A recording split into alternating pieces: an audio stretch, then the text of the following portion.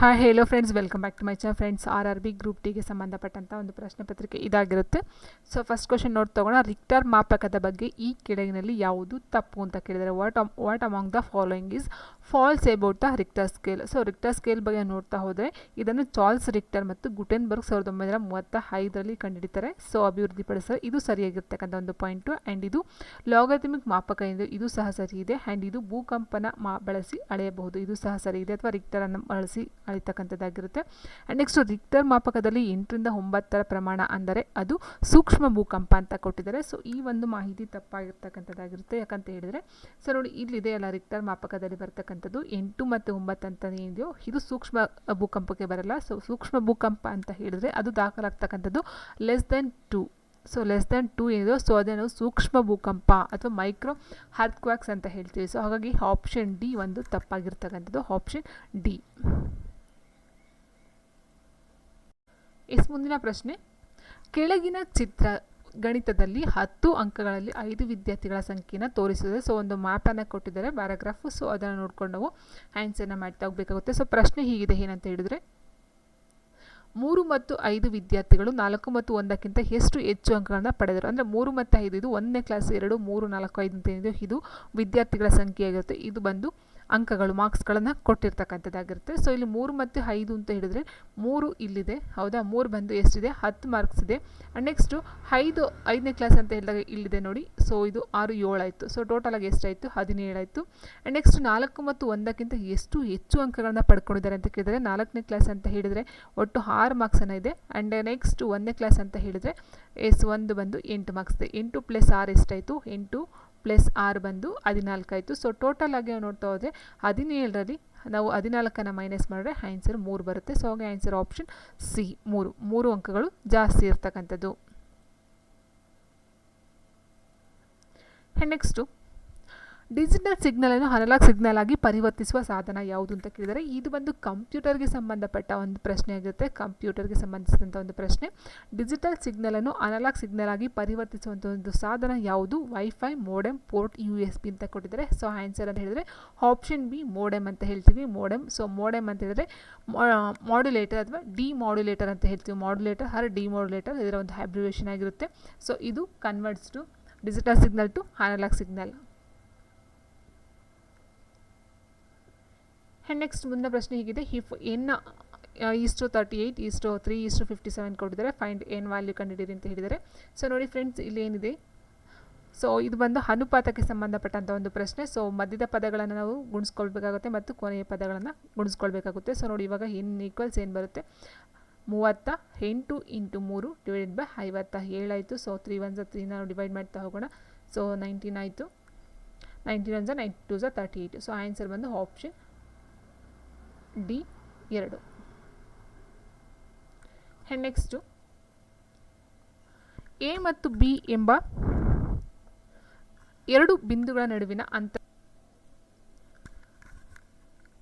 A ಮತ್ತು B ಎಂಬ ಎರಡು ಬಿಂದುಗಳ ನಡುವಿನ ಅಂತರ ಎಷ್ಟಿದೆ ನೋಡಿ.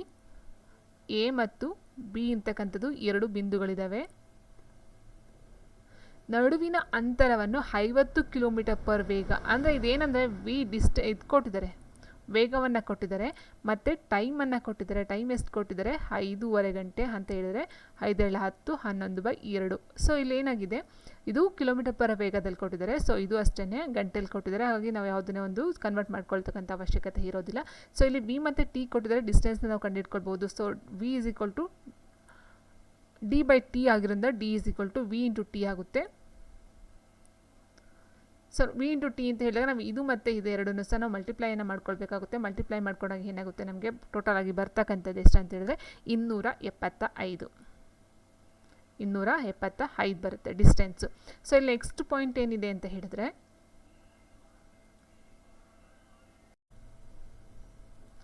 275 ಕಿಲೋಮೀಟರ್ ಬರುತ್ತೆ.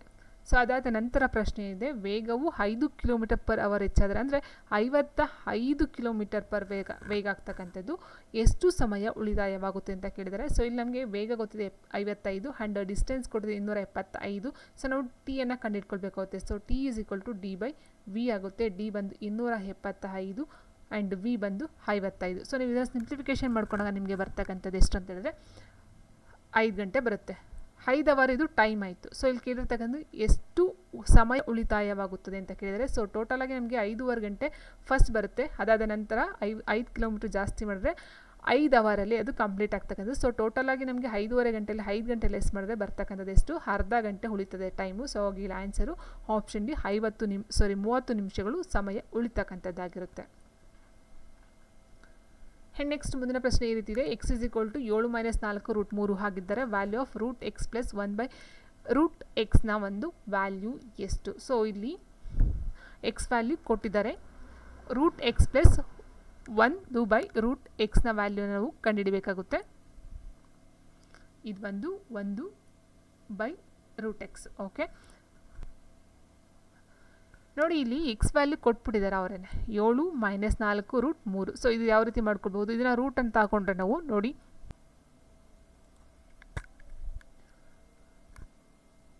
ಸೊ ನೋಡಿ ಇಲ್ಲಿ ಇದನ್ನು ನಾವು 2² + √3² ಮೈನಸ್ 2 × 2 √3 ಅಂತ ಬರ್ಕೊಳ್ಬಹುದು. ಹೌದಾ, 2 × 4 ಆಗುತ್ತೆ. ಸೊ ನೋಡಿ 2 × 4 ಪ್ಲಸ್ ಇದು ಕ್ಯಾನ್ಸಲ್ 3 ಆಯಿತು. ಟೋಟಲ್ 3 ಮತ್ತು 4 7 ಆಗುತ್ತೆ.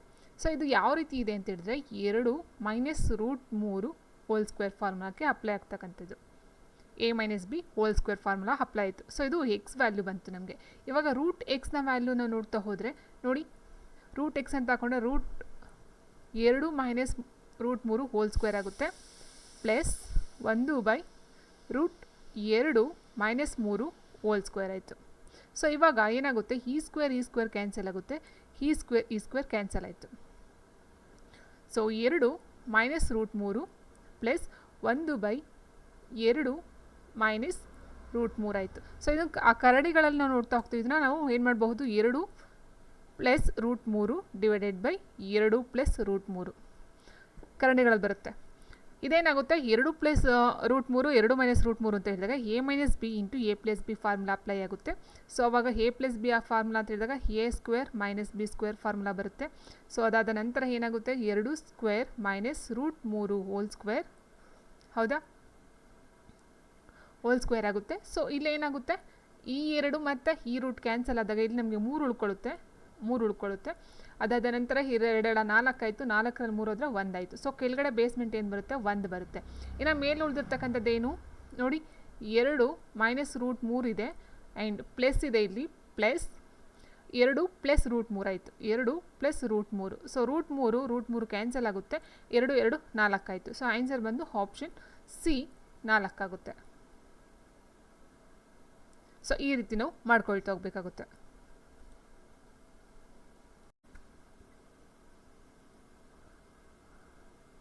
ನೆಕ್ಸ್ಟ್ ಪ್ರಶ್ನೆ ಹೀಗಿದೆ, ಸಮುದ್ರಕ್ಕೆ ಹರಿಯದ ಭಾರತದ ಅತಿ ಉದ್ದದ ನದಿ ಯಾವುದು? ಸೊ ನೋಡಿ, ಗಂಗಾ, ಯಮುನಾ, ತಪತಿ, ಕಾವೇರಿ ಅಂತ ಕೊಟ್ಟಿದ್ದಾರೆ. 4 ಸಹ ನದಿಗಳನ್ನೇ, ಆದರೆ ಸಮುದ್ರಕ್ಕೆ ಹರಿಯದ ಏನು ಕ್ವಶನ್ ಈ ರೀತಿ ಇದೆ. ಸಮುದ್ರಕ್ಕೆ ಹರಿಯದ ಅಂತ ಹೇಳಿದರೆ ನದಿಯಿಂದ ನದಿಗೆ ಹರಿತಕ್ಕಂಥದ್ದು, ನದಿ ಉಪನದಿ ಅಂತ ಏನು ಹೇಳ್ತೀವೋ, ಸೊ ಈ ಉಪನದಿಯಿಂದ ನದಿಗೆ ಹರಿತಕ್ಕಂಥದ್ದಂತ ಅರ್ಥ ಬರುತ್ತೆ. ಸೊ ನೋಡಿದ್ರಿ, ಕಾವೇರಿ ಆಗಿರಬಹುದು ಆ್ಯಂಡ್ ನೆಕ್ಸ್ಟು ಗಂಗಾ ಆಗಿರ್ಬೋದು ಆ್ಯಂಡ್ ತಪತಿ, ಕಾವೇರಿ, ಈ 3 ಸಹ ನದಿಗೆ ಹರಿತಕ್ಕಂಥದ್ದಾಗಿರುತ್ತೆ. ಹೌದಾ, ಆದರೆ ಈ ಜಮುನಾ ಅಂತಕ್ಕಂಥದ್ದು ಏನಿದೆ, ಸೊ ಜಮುನಾ ಅಂತ ಏನು ಹೇಳ್ತೀವೋ, ಜಮುನಾ, ಸೊ ಇದು ಬಂದು ಗಂಗಾ ಏನಿದೆಯೋ ಸೊ ಇದಕ್ಕೆ ಬಂದು ಹರಿಯುತ್ತೆ, ಗಂಗಾ ನದಿಗೆ ಅದು ಬಂದು ಸೇರ್ತಕ್ಕಂಥದ್ದು. ಅದಾದ ನಂತರ ಗಂಗಾ ಬೇರೆ ಒಂದು ನದಿಗೆ ಸೇರ್ತಕ್ಕಂಥದ್ದಾಗಿರುತ್ತೆ. ಸೊ ಹಾಗಿಲ್ಲಿ ಆಪ್ಷನ್ ಬಿ ಜಮುನಾ ಅಂತಕ್ಕಂಥದ್ದು ಆನ್ಸರ್ ಆಗುತ್ತೆ. ಭಾರತದಲ್ಲಿ ಹೆಚ್ಚು ಬೆಳೆಯುವ ಬೆಳೆ ಯಾವುದು? ರಾಗಿ, ಗೋಧಿ, ಜೋಳ, ಅಕ್ಕಿ ಅಂತ ಹೇಳಿದರೆ ನೋಡಿ, ಇಲ್ಲಿ ಭಾರತದಲ್ಲಿ ಹೆಚ್ಚು ಬೆಳೆಯುವ ಬೆಳೆ ರಾಗಿ, ಗೋಧಿ, ಜೋಳ, ಅಕ್ಕಿ ಬದಲಾಗಿ ನಾವು ಭತ್ತ ಅಂತ ತಗೊಳ್ಬಹುದು. ಆನ್ಸರ್ ಆಪ್ಷನ್ ಡಿ ಅಕ್ಕಿ ಅಥವಾ ಭತ್ತ ಅಂತ ಏನು ಹೇಳ್ತೀವಿ, ಸೊ ಅಕ್ಕಿ ಆಗಿರುತ್ತೆ. ನೆಕ್ಸ್ಟು, ಚಿನ್ನದ ಮೌಲ್ಯವನ್ನು ಯಾವ ನಗರದಲ್ಲಿ ನಿರ್ಧರಿಸಲಾಗುತ್ತದೆ? California, Sydney, Rome, London. ಚಿನ್ನದ ಮೌಲ್ಯವನ್ನು ಯಾವ ನಗರದಲ್ಲಿ ನಿರ್ಧರಿಸಲಾಗುತ್ತದೆ ಅಂತ ಹೇಳಿದರೆ ಅದು ಬಂದು ಲಂಡನ್. ಆಪ್ಷನ್ ಡಿ ಲಂಡನ್ನಲ್ಲಿ. ಮುಂದಿನ ಪ್ರಶ್ನೆ, ಈ ಕೆಳಗಿನಲ್ಲಿ ಹೋಲಿಕೆಯನ್ನು ಕಂಡುಕೊಳ್ಳಿ. ಆನೆ, ಒಂಟೆ, ಎಮ್ಮೆ, ಜಿರಾಫೆ. ಸೊ ನೋಡಿ ಫ್ರೆಂಡ್ಸ್, ಆನೆ, ಒಂಟೆ, ಎಮ್ಮೆ, ಜಿರಾಫೆ ಈ ನಾಲ್ಕಕ್ಕೂ ಸಹ ಸಿಮಿಲಾರಿಟಿ ಇದೆ, ಒಂದೇ ಸೇಮ್ ಒಂದು ಸಿಮಿಲಾರಿಟೀಸ್ ಇರುತ್ತೆ. ಅವುಗಳೆಲ್ಲವೂ ಉತ್ಪಾದಿಸುವ ಹಾಲನ್ನು ಜನರು ಸೇವಿಸಲು ಸಾಧ್ಯವಿಲ್ಲ ಅಂತ ಕೊಟ್ಟಿದ್ದಾರೆ. ಬಟ್ ಎಮ್ಮೆ ಬಂದು ಹಾಲನ್ನ ಕುಡಿತಾರೆ, ಹಾಗಾಗಿ ಸೊ ಇದು ನಾವು ತೊಗೊಳ್ಳೋದಕ್ಕೆ ಸಾಧ್ಯ ಇಲ್ಲ. ಅವೆಲ್ಲವೂ ಕೊಂಬುಗಳನ್ನು ಹೊಂದಿರುತ್ತವೆ ಅಂತ ಹೇಳಿದರೆ. ಸೊ ಆನೆಗೆ ದಂತ ಇದೆ ಬಟ್ ಕೊಂಬಿಲ್ಲ, ಹೌದಾ. ಆ್ಯಂಡ್ ನೆಕ್ಸ್ಟ್ ಅವುಗಳಲ್ಲಿ ಯಾವುದು ಸಸ್ತನಿಗಳಲ್ಲ ಅಂತ ಕೊಟ್ಟಿದ್ದಾರೆ. ಸೊ ಸಸ್ತನಿಗಳಿಗೆ ಬರುತ್ತೆ. ಆ್ಯಂಡ್ ನೆಕ್ಸ್ಟು ಅವುಗಳೆಲ್ಲದರ ಮರಿಗಳನ್ನು ಕರು ಎಂದು ಕರೆಯಲಾಗುತ್ತದೆ. ಆನೆಗೂ ಕರು, ಒಂಟೆಗೂ ಕರು, ಎಮ್ಮೆಗೂ ಕರು, ಜಿರಾಫೆ. ಸೊ ಇದರೆಲ್ಲ ಒಂದು ಏನು ಹೆಂಗ್ವನ್ಸ್ ಅಂತ ಹೇಳ್ತೀವೋ, ಮರಿಗಳಂತ ಹೇಳ್ತೀವೋ, ಅದನ್ನು ಕರು ಎಂದು ಕರೆಯಲಾಗುತ್ತೆ. So option D is the right answer. Calf ಅಂತ ಕರಿತೀವಿ ಇಂಗ್ಲೀಷಲ್ಲಿ. ಸೊ ಆನ್ಸರ್ ಬಂದು ಆಪ್ಷನ್ ಡಿ ಆಗಿರುತ್ತೆ. ಆ್ಯಂಡ್ ನೆಕ್ಸ್ಟು ಹನ್ನೊಂದನೇ ಪ್ರಶ್ನೆ ಹೀಗಿದೆ, if Y equals Y value ಕೊಟ್ಟಿದ್ದಾರೆ, ಹಾಗಿದ್ದರೆ ವೈ ಈಕ್ವಲ್ಸು ಫೈಂಡ್ x1 y = 1 ಅಂತ ಹೇಳಿದ್ದಾರೆ. ಅಂದರೆ ಎಕ್ಸ್ ವ್ಯಾಲ್ಯೂ ನಾವು ಕಂಡುಹಿಡಿಬೇಕಿಲ್ಲಿ. ಇಲ್ಲೇನು ಕೊಟ್ಟಿದ್ದಾರೋ ಇದರ ಒಂದು ಎಕ್ಸ್ ವ್ಯಾಲ್ಯೂನ ನಾವು ಕಂಡುಹಿಡಬೇಕು. ವೈ ವ್ಯಾಲ್ಯೂ 1 ಅಂತ ಕೊಟ್ಟಿದ್ದಾರೆ, y = 1. ಸೊ ಸೇಮ್ ವೈ ವ್ಯಾಲ್ಯೂಗೆ ನಾವು 1ನ ಸಬ್ಸ್ಟಿಟ್ಯೂಷನ್ ಮಾಡಿಕೊಂಡು ಆರಾಮಾಗಿ ನಾವು ಹಾಕ್ಕೊಳ್ಬಹುದು. ಸೊ ವೈ ಜಾಗಕ್ಕೆ 1ಅನ್ನು ಹಾಕ್ಕೊಂಡ್ರೆ ನಾವು 1 = 2 x - 1 ಇಂಟು x + 3. ಸೊ ಇದನ್ನು ಸಿಂಪ್ಲಿಫಿಕೇಷನನ್ನು ಮಾಡ್ಕೊಂಡಾಗ ನಿಮ್ಗೆ ಗೊತ್ತಿರಬಹುದು. ಸಿಂಪ್ಲಿಫಿಕೇಷನ್ ಮಾಡ್ಕೊಳ್ತಾ ಹೋದರೆ ನಿಮಗೆ ಆನ್ಸರ್ ಆರಾಮಾಗಿ ಗೊತ್ತಾಗ್ಬಿಡುತ್ತೆ. ಸೊ ಇದನ್ನು ಈ ರೀತಿ ನಾವು ತೊಗೊಳ್ಬಹುದಾಗಿರುತ್ತೆ. ನೋಡಿ ಇದು ಇದು ಬೈ ಇದೆ, ಬೈ, ಹೌದಾ. ಸೊ ನೋಡಿ ಇಲ್ಲಿ 1 ಇದೆ, 1 = 2 x - 1 ಡಿವೈಡೆಡ್ ಬೈ x + 3 ಇದೆ. ಸೊ ಇದು ಡೈರೆಕ್ಟ್ ಮಲ್ಟಿಪ್ಲೈ ಮಾಡಿಕೊಂಡು ನೀವು x + 3 = 2 x - 1 ಬರುತ್ತೆ. ಸೊ 2 ಎಕ್ಸ್ನ ಈ ಕಡೆ ತೊಗೊಂಡು ನಿಮಗೆ ಎಕ್ಸ್ ಆಯಿತು, 1ನ ಈ ಕಡೆ ಕಳಿಸಿದ್ರೆ 4 ಆಯಿತು. ಸೊ ಆನ್ಸರ್ ಬಂದು ನಮಗೆ ಆಪ್ಷನ್ ಎ 4 ಆಗಿರುತ್ತೆ. ರಕ್ತ ಹೆಪ್ಪುಗಟ್ಟುವಿಕೆಗೆ ಈ ಕೆಳಗಿನ ಯಾವ ವಿಟಮಿನ್ ನಿರ್ಣಾಯಕವಾಗಿದೆ? ಅಂದರೆ ಇಟ್ ಮೀನ್ಸ್ ರಕ್ತ ಹೆಪ್ಪುಗಟ್ಟಿಗೆ ಸಹಾಯಕತಕ್ಕಂಥ ಒಂದು ವಿಟಮಿನ್ ಯಾವುದು? Vitamin K, vitamin D, vitamin A and vitamin E ಅಂತ ಹೇಳಿದ್ದಾರೆ. ಸೊ ನೋಡಿ ಇಲ್ಲಿ ವಿಟಮಿನ್ ಡಿ ನಿಮಗೆ ರಿಕೇಟ್ಸ್ ಅಂತ ಗೊತ್ತಿದೆ, ಅದು ಬರೋದಿಲ್ಲ. ವಿಟಮಿನ್ ಎ ಬರೋದಿಲ್ಲ, ಆಗಲೂ ಈರುಳ್ಳು ಕುರುಡು ಬರುತ್ತೆ. ಆ್ಯಂಡ್ ವಿಟಮಿನ್ ಇನೂ ಸಹ ಬರೋದಿಲ್ಲ. ವಿಟಮಿನ್ ಕೆ ಏನಿದೆಯೋ ಸೊ ಇದು ರಕ್ತ ಹೆಪ್ಪುಗಟ್ಟುವಿಕೆಗೆ ಸಹಾಯ ಮಾಡ್ತಕ್ಕಂಥ ಒಂದು ವಿಟಮಿನ್ ಆಗಿರುತ್ತೆ.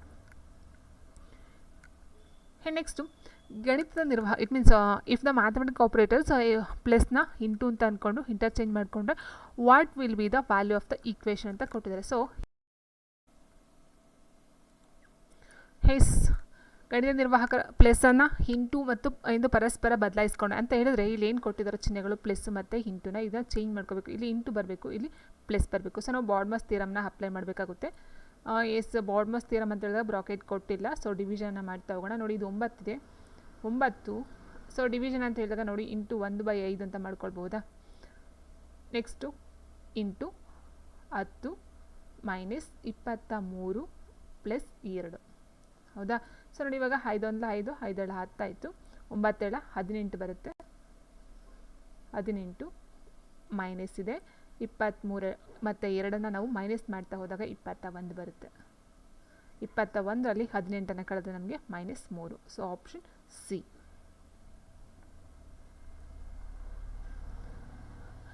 ಮುಂದಿನ ಪ್ರಶ್ನೆ, ಒಂದು ತಂತಿಯ ಆಯತದ ಆಕಾರದಲ್ಲಿದೆ. ಓಕೆ, ಒಂದು ತಂತಿಯನ್ನು ಕೊಟ್ಟಿದ್ದಾರೆ, ಒಂದು ತಂತಿ ಆಯತದ ಆಕಾರದಲ್ಲಿ ಇದೆಯಂತೆ. ಓಕೆ ಇದರ ಉದ್ದ 42.7 ಮೀಟರ್ ಮತ್ತು ಅಗಲ 21.8 ಮೀಟರ್ ಇದೆ. ತಂತಿಯನ್ನು ಚೌಕದ ಆಕಾರದಲ್ಲಿ ಮತ್ತೆ ಭಾಗಿಸಿದರೆ ಚೌಕದ ಬದಿಯ ಅಳತೆ ಎಷ್ಟು ಅಂತ ಕೇಳಿದ್ದಾರೆ.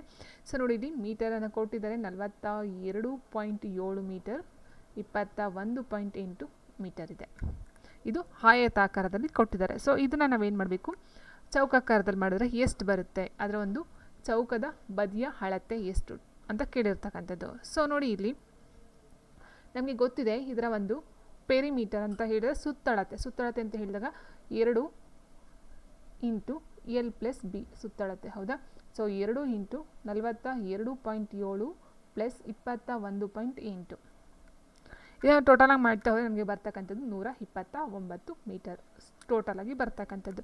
ಸೊ ಇಲ್ಲಿರ್ತಕ್ಕಂಥದ್ದೇನು, ಚೌಕದ ಒಂದು ಬದಿಯ ಅಳತೆಯನ್ನು ಕೇಳಿದರೆ. ಸೊ 129 ಪೆರಿಮೀಟರ್ ಅಥವಾ 129 ತಂತಿ ಉದ್ದ ಇದೆ ಅಂತ ಹೇಳಿದ್ರೆ ನಾನು 4ರಿಂದ ಡಿವೈಡ್ ಮಾಡ್ತಾ ಹೋದರೆ ನಮಗೆ ಬರ್ತಕ್ಕಂಥದ್ದು ಚೌಕದ ಒಂದು ಬದಿಯಾಗಿರುತ್ತೆ, ಹೌದಾ. 4ರಿಂದ ಮಾಡ್ತಾ ಹೋದಾಗ 4 1 4 ಆಯಿತು, 4 3 12. ಸೊ ನೋಡಿ ಇಲ್ಲಿ 32 ಇದೆ. ಆನ್ಸರ್ ಡೈರೆಕ್ಟಾಗಿ ನಾವು ನೋಡ್ತಾ ಹೋಗಬಹುದಾ. ಅದು ಬಿಟ್ಟರೆ ಆಪ್ಷನ್ ನೆಕ್ಸ್ಟ್ 22 ಇದೆ. ಸೊ 4 3 12 3 ಬರ್ತಕ್ಕಂಥದ್ದು ಫಸ್ಟ್ ಎಲ್ಲಿದೆ ಆಪ್ಷನ್ ಬಿನಲ್ಲಿದೆ. ಡೈರೆಕ್ಟಾಗಿ ಹೀಗೆ ನಾವು ಇಟ್ಕೊಳ್ಬಹುದು, ಅಥವಾ ನೀವು ಫುಲ್ ಮಾಡ್ತೀವಿ ಅಂತೇಳಿ ಫುಲ್ ಮಾಡ್ಕೊಳ್ತಾ ಹೋಗ್ಬೋದು. ಮುಂದಿನ ಪ್ರಶ್ನೆ ಹೀಗಿದೆ, ಸ್ವಚ್ಛ ಭಾರತ್ 2015ರ ಸಮೀಕ್ಷೆಯ ಪ್ರಕಾರ ಭಾರತ ಅತ್ಯಂತ ಸ್ವಚ್ಛ ನಗರ ಯಾವುದು? ಸೊ ಇದು 2016ರ ಪ್ರಶ್ನೆ ಪತ್ರಿಕೆ ಆಗಿರೋದ್ರಿಂದ 2015ಕ್ಕೆ ಸಂಬಂಧಪಟ್ಟಂಥ ಒಂದು ಪ್ರಶ್ನೆ ಆಗಿರುತ್ತೆ. ಸೊ ಇದಕ್ಕೆ ಆನ್ಸರ್ ಅಂತ ಹೇಳಿದ್ರೆ ಆಪ್ಷನ್ ಡಿ ಮೈಸೂರಾಗಿರುತ್ತೆ. ಆ್ಯಂಡ್ ಮತ್ತೊಂದು ಪ್ರಶ್ನೆ ಸೇಮು, ಶಾಂತಿಯುತ ದೇಶ ಯಾವುದು ಅಂತ ಕೇಳಿದ್ರೆ 2015ರಲ್ಲಿ. ಸೊ ಅದು ಬಂದು ಐಸ್ಲ್ಯಾಂಡ್, ಆಪ್ಷನ್ ಎ. ಚಿಪ್ಕೋ ಚಳುವಳಿ ಎಲ್ಲಿಂದ ಪ್ರಾರಂಭವಾಯಿತು? ವೆರಿ ಇಂಪಾರ್ಟೆಂಟ್ ಪ್ರಶ್ನೆ. ಚಿಪ್ಕೋ ಚಳುವಳಿ ರಾಜಸ್ಥಾನ, ಆಪ್ಷನ್ ಇ ರಾಜಸ್ಥಾನದಲ್ಲಿ. ಆ್ಯಂಡ್ ನೆಕ್ಸ್ಟು, ಅರ್ಥಪೂರ್ಣ ಪದವನ್ನು ಮಾಡಲು ಗೊಂದಲಮಯ ಅಕ್ಷರವನ್ನು ಮರುಹೊಂದಿಸಿ ಮತ್ತು ನಂತರ ವಿಭಿನ್ನವಾದನ್ನು ಆಯ್ಕೆ ಮಾಡಿ ಅಂತ ಕೊಟ್ಟಿದ್ದಾರೆ. ಸೊ ನೋಡಿ, ಇಲ್ಲಿ ಕೊಟ್ಟಿರ್ತಕ್ಕಂಥದ್ರಲ್ಲಿ ORIN ಅಂತ ಕೊಟ್ಟಿದ್ದಾರೆ. ಇದನ್ನು ಐರನ್ ಅಂತ ಮಾಡಬಹುದಾ? ಐರನ್.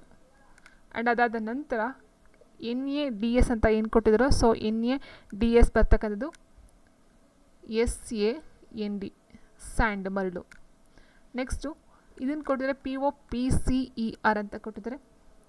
COPPER, copper. ಅದಾದ ನಂತರ DLOZ ಕೊಟ್ಟಿದ್ದಾರೆ, GOLD. ಸೊ ನೋಡಿ, ಇಲ್ಲಿ ಕೊಟ್ಟಿರ್ತಕ್ಕಂಥದ್ರಲ್ಲಿ ಏನಿದೆಯೋ ಐರನ್ ಆಗಿರ್ಬೋದು, ಕಾಪರ್ ಆಗಿರ್ಬೋದು, ಗೋಲ್ಡ್ ಆಗಿರ್ಬೋದು, ಇದು ಮೆಟಲ್ ನಾನ್ ಮೆಟಲ್ ಬರುತ್ತೆ. ಬಟ್ ಸ್ಯಾಂಡ್ ಅಂತಕ್ಕಂಥದ್ದು ಹೊರಗಡೆ ಹೊಡೆಯುತ್ತೆ. ಸೊ ಹಾಗಾಗಿ ಏನಾಗುತ್ತೆ ಇಲ್ಲಿ ಆಪ್ಷನ್ ಬಿ NADS ಅಂತಕ್ಕಂಥದ್ದು ಆನ್ಸರ್ ಇರುತ್ತೆ. ಇದೊಂದು ಡಿಫ್ರೆಂಟ್, 4 ಪದಗಳಿಗೆ ಹೋಲಿಸ್ಕೊಂಡಾಗ ಅದು ಹೊರಗಡೆ ಉಳಿಯುತ್ತೆ. ಮತ್ತೊಂದು ಪ್ರಶ್ನೆ ಹೇಗಿದೆ, ಕೆಳಗಿನ ರೇಖಾಚಿತ್ರವನ್ನು ಅಧ್ಯಯನ ಮಾಡಿ ಮತ್ತು ಅದರ ಆಧಾರದ ಮೇಲೆ ಪ್ರಶ್ನೆಗಳಿಗೆ ಉತ್ತರವನ್ನು ಕೊಡಿ. ಓಕೆ, ಸೊ ಚಿತ್ರವು ಒಂದು ವರ್ಗದ ಮಕ್ಕಳ ಇಷ್ಟಗಳನ್ನು ಪ್ರತಿನಿಧಿಸುತ್ತದೆ. ಅಂದರೆ ಯಾವ್ಯಾವು ಅಂತ ನೋಡ್ತಾ ಹೋಗೋಣ. Diagram represent the likes of kids of classes. ಅಂದರೆ ಇಲ್ಲಿ ಜುಪಿಟರು, ಮಾರ್ಸು, ಮರ್ಕ್ಯೂರಿ ಇದೆಲ್ಲ ಒಂದು ಕ್ಲಾಸ್ನ ಒಂದು ನೇಮ್ಗಳಂತ ಆಗಿರುತ್ತೆ.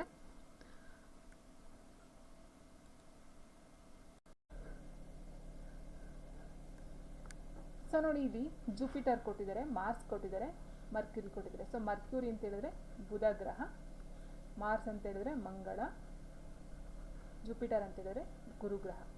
ಸೊ ಒಟ್ಟು ಮಕ್ಕಳು ಇಷ್ಟಪಡ್ತಕ್ಕಂಥ ಒಂದು ಗ್ರಹಗಳಾಗಿರುತ್ತೆ. ಇಲ್ಲಿ ಕೇಳಿರೋದು ಮಂಗಳ ಗ್ರಹವನ್ನು ಮಾತ್ರ ಇಷ್ಟಪಡುವ ಮಕ್ಕಳ ಮತ್ತು ಈ 3 ಇಷ್ಟಪಡುವ ಮಕ್ಕಳ ಅನುಪಾತವನ್ನು ಕೇಳಿದ್ದಾರೆ. ನೋಡಿ, ಇಲ್ಲಿ ಮಂಗಳ ಗ್ರಹ ಅಂತ ಹೇಳಿದಾಗ ಮಂಗಳ ಗ್ರಹವನ್ನು ಮಾತ್ರ ಇಷ್ಟಪಡ್ತಕ್ಕಂಥ ಯಾರು? 14 ಜನ. ಇಲ್ಲಿ ಕೇಳೋದು ಅನುಪಾತ, ಇಷ್ಟ ಅಂತ ಕೇಳಿದ್ದಾರೆ. ಹೌದಾ, ಅನುಪಾತ 3 ಇಷ್ಟಪಡುವ ಮಕ್ಕಳು. ಸೊ 3 ಅಂತ ಹೇಳಿದಾಗ ಇದು 16 ಬಂದು ಬರೀ ಜುಪಿಟರ್ ಬರ್ತಾರೆ.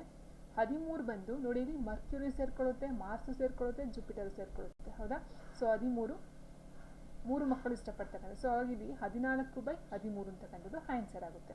ಆ್ಯಂಡ್ ಅದೇ ರೀತಿ ಮತ್ತೊಂದು ಪ್ರಶ್ನೆ ಏನಿದೆ ಅಂತ ಹೇಳಿದ್ರೆ, ಬುಧ ಮತ್ತು ಗುರುಗ್ರಹವನ್ನು ಇಷ್ಟಪಡುವ ಮಕ್ಕಳ ನಡುವಿನ ವ್ಯತ್ಯಾಸವೇನು? ಬುಧ ಮತ್ತು ಗುರು. ಬುಧ ಎಷ್ಟು ಜನ? ಬುಧ ನೋಡಿ ಇಲ್ಲಿದೆ. ಸೊ 10, 12, 13 ಬುಧ ಗ್ರಹ. ಹೌದಾ, ಸೊ ಟೋಟಲಾಗಿ ಎಷ್ಟಾಯಿತು? 10, 20, 30, 35 ಜನ ಆಯಿತು. ಇಲ್ಲಿ ವ್ಯತ್ಯಾಸವನ್ನು ಕೇಳಿದರೆ ಮೈನಸ್. ಗುರುಗ್ರಹವನ್ನು ಇಷ್ಟಪಡೋರು ಯಾರು? ಗುರು ಇಲ್ಲಿದೆ ನೋಡಿ, ಜುಪಿಟರು. ಸೊ 16 ಮತ್ತು 13 ಟೋಟಲಾಗಿ 29 ಜನ ಗುರುಗ್ರಹವನ್ನು ಇಷ್ಟಪಡ್ತಾರೆ. ಗುರುಗ್ರಹವನ್ನು ಇಷ್ಟಪಡ್ತಕ್ಕಂಥದ್ದಾಗಿರುತ್ತೆ. ಸೊ ಇಲ್ಲೇನಾಗುತ್ತೆ, 25 ಮತ್ತು 29 ಮೈನಸ್ ಮಾಡಿದಾಗ ನಮಗೆ 6 ಬಂತು. ಸೊ ಹಾಗೆ ಆನ್ಸರ್ ಆಪ್ಷನ್ ಎ 6 ಆಗಿರುತ್ತೆ. ಓಕೆ, ಸೊ ಇಲ್ಲಿ 14/13 ಫಸ್ಟ್ ಆನ್ಸರು, ಸೆಕೆಂಡ್ ಆನ್ಸರ್ ಬಂದು 6. ಆ್ಯಂಡ್ ನೆಕ್ಸ್ಟ್, ಮಂಗಳ ಗ್ರಹವನ್ನು ಇಷ್ಟಪಡುವ ಎಷ್ಟು ಜನರಿಗೆ ಗುರುಗ್ರಹವು ಇಷ್ಟ ಅಂತ ಕೇಳಿದರೆ, ಮಂಗಳ ಗ್ರಹವನ್ನು ಇಷ್ಟಪಡುವ ನೋಡಿ, ಮಂಗಳ ಅಂದರೆ ಇಲ್ಲಿದೆ, ಮಂಗಳ ಇಲ್ಲಿದೆ. ಸೊ ಮಂಗಳ ಗ್ರಹವನ್ನು ಇಷ್ಟಪಡುವ ಎಷ್ಟು ಜನಕ್ಕೆ ಬುಧ ಗ್ರಹವು ಇಷ್ಟ? ಸೊ ಟೋಟಲ್ ನಾವು ನೋಡ್ತಾ ಹೋದಾಗ ಇದಕ್ಕೆ ಆನ್ಸರ್ ಎಷ್ಟು ಬರುತ್ತೆ ನಮಗೆ? ಸೊ ನೋಡಿ, ಇಲ್ಲಿ ಮಂಗಳ 14 ಜನ, ಟೋಟಲಾಗಿ 14 + 12, 13, 16 ಇದೆಲ್ಲ ಮಂಗಳ ಗ್ರಹದವರು ಇಷ್ಟಪಡ್ತಕ್ಕಂಥದ್ದೇ ಆಗಿರುತ್ತೆ.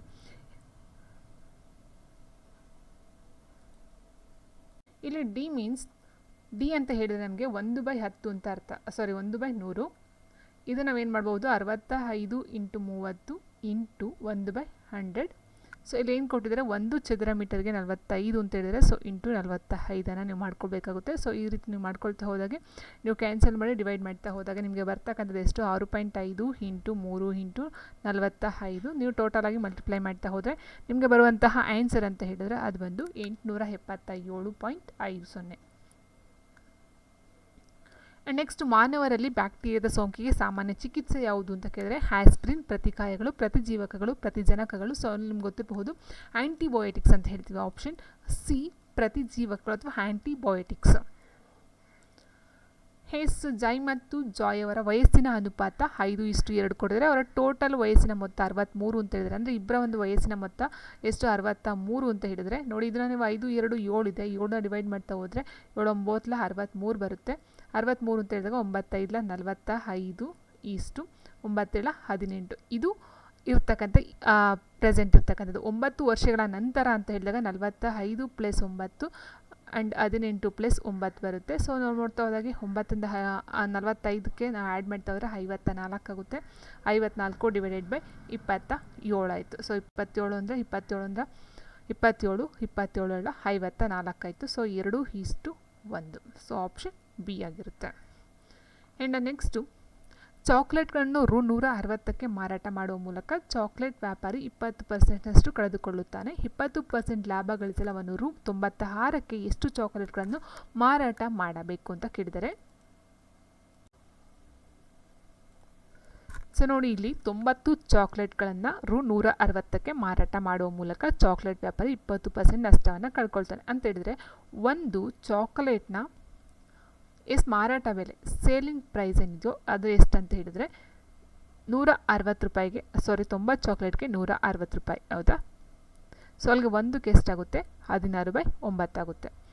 ಸೊ ನೋಡಿ ಇಲ್ಲಿ 20%ನಷ್ಟು ಕಳೆದುಕೊಳ್ಳುತ್ತಾನೆ ಅಂದರೆ ಒಂದು ಚಾಕ್ಲೇಟ್ನ ಬೆಲೆ 100 ರೂಪಾಯಿ ಆಗಿರಲ್ಲ, 100 ರೂಪಾಯಿ ಇದೆ ಅಂತ ಹೇಳಿದ್ರೆ 20%ನಷ್ಟು ಕಳ್ಕೊಳ್ತಾನೆ ಅಂದರೆ -20 ಆಗುತ್ತಾ? ಸೊ ಅಲ್ಲಿಗೆ 80 ಆಗುತ್ತೆ. ಅಂದರೆ ಸೊ ಇದನ್ನು ನಾವೇನು ಮಾಡಬಹುದು, 100 / 80 ಅಂತ ತೊಗೊಂಡಾಗ 4 ವರ್ತಿ ಹೋಯಿತು, 5 ವರ್ತಿ ಹೋಯಿತು, 5/4 ಆಯಿತು. ಸೊ ಇದನ್ನು ನಾವು ಇದಕ್ಕೆ ಮಲ್ಟಿಪ್ಲೈ ಮಾಡ್ಕೊಳ್ಬೇಕಾಗುತ್ತೆ. ಸೊ ಟೋಟಲ್ ನಮ್ಗೆ ಬರ್ತಕ್ಕಂಥದ್ದು 4ನ ಡಿವೈಡ್ ಮಾಡಿ 4 5 20/9 ಆಯಿತು. ಸೊ ಇದು ಒಂದು ಸೇಲಿಂಗ್ ಪ್ರೈಸ್ ಆಯಿತು. ಈಗ ನೆಕ್ಸ್ಟ್ ಕೊಟ್ಟಿರ್ತಕ್ಕಂಥದ್ದೇನು, ಇದು ಸೇಲಿಂಗ್ ಪ್ರೈಸ್ ಆದರೆ ನಮೂದಿತ ಬೆಲೆ ಕಂಡುಹಿಡಬೇಕು. CP ನಮೂದಿತ ಬೆಲೆ. ಸೊ 20/9 ನಮೂದಿತ ಬೆಲೆ ಆಯಿತು. ಓಕೆ, ಸೊ ಇದು ಸೇಲಿಂಗ್ ಪ್ರೈಸ್ ಆಯಿತು. ಯಾವುದು 16/9 ಏನಿದೆಯೋ ಇದು ಒಂದು ಚಾಕ್ಲೇಟ್ನ ಸೇಲಿಂಗ್ ಪ್ರೈಸ್ ಆಯಿತು. 20/9 ಇದೆಯೋ ಇದು ನಮೂದಿತ ಬೆಲೆ ಆಯಿತು. ಈಗ ನೆಕ್ಸ್ಟ್ ಕೊಟ್ಟಿರ್ತಕ್ಕಂಥದ್ದು 20% ಲಾಭವನ್ನು ಗಳಿಸಲು ಅವನು ರು 96ಕ್ಕೆ ಎಷ್ಟು ಚಾಕ್ಲೇಟ್ಗಳನ್ನು ಮಾರಾಟ ಮಾಡಬೇಕು. ಇಲ್ಲಿ ಒಂದು CP ಇದೆ, ನಮೂದಿತ ಬೆಲೆ ಎಷ್ಟಿದೆ, 20/9 ಇದೆ, ಹೌದಾ? ಸೊ ಇವಾಗ ಏನು ಮಾಡಬೇಕಾಗುತ್ತೆ, ನಾವು ಇದರ ಒಂದು 20% ಲಾಭ ಅಂತ ಕೊಟ್ಟಿದ್ದಾರೆ ನೋಡಿ. ಇಲ್ಲಿ ಒಂದು ತೊಗೊಂಡೆ ಆಲ್ರೆಡಿ, 100ಕ್ಕೆ 20% ನಷ್ಟ ಅಂದರೆ 80 ಆಯಿತು. ಅದೇ ರೀತಿ 100ಕ್ಕೆ 20% ಲಾಭ ಅಂತ ಅಂದರೆ ಎಷ್ಟು ಬರುತ್ತೆ ನಮಗೆ? ಸೊ ನೋಡಿ, 100ಕ್ಕೆ 20% ಲಾಭ ಅಂತ ಹೇಳಿದರೆ 120/100 ಆಗುತ್ತೆ, ಹೌದಾ? ಸೊ ಇಲ್ಲೇನಾಗುತ್ತೆ, 6/5 ಇಂಟು 6/5 ಇಂಟು ಎಷ್ಟು ಚಾಕ್ಲೇಟ್ ಅಂತ ಗೊತ್ತಿಲ್ಲ, ಏನು ಕಂಡುಹಿಡಬೇಕು, ಟೋಟಲ್ ಆಗಿ ಎಷ್ಟಾಗುತ್ತೆ, 96 ರೂಪಾಯಿ ಲಾಭ. ಓಕೆ, 96 ರೂಪಾಯಿಗೆ. ಸೊ ಇವಾಗ ಏನಾಗುತ್ತೆ, ನಿಮಗೆ ಏನು ವ್ಯಾಲ್ಯೂ ಕಂಡುಹಿಡಬೇಕು, ಇನ್ ಈಕ್ವಲ್ಸ್. ಸೊ ನೋಡಿ, ಇದೆರಡನ್ನ ಹಿಂಗೆ ಹೋಗುತ್ತೆ, 96 × 9 × 5 ಡಿವೈಡೆಡ್ ಬೈ 20 × 6. ಸೊ ನೀವು ಸಿಂಪ್ಲಿಫಿಕೇಶನ್ ಮಾಡ್ಕೊಂಡು ನಿಮಗೆ ಆನ್ಸರ್ ಬರ್ತಕ್ಕಂಥದ್ದು ಎನ್ ವ್ಯಾಲ್ಯೂ ಎಷ್ಟು ಬರುತ್ತೆ ಅಂತ ಹೇಳಿದ್ರೆ 36 ಬರುತ್ತೆ. Option B. ಸೊ ಫಸ್ಟ್ ನೀವು ಸೇಲಿಂಗ್ ಪ್ರೈಸು ಮತ್ತು ನಮೂದಿತ ಬೆಲೆ ಕಂಡುಹಿಡ್ಕೊಳ್ಬೇಕು. ಅದಾದ ನಂತರ ನೀವು ಎನ್ನನ್ನು ಕಂಡುಹಿಡಬೇಕಾಗುತ್ತೆ.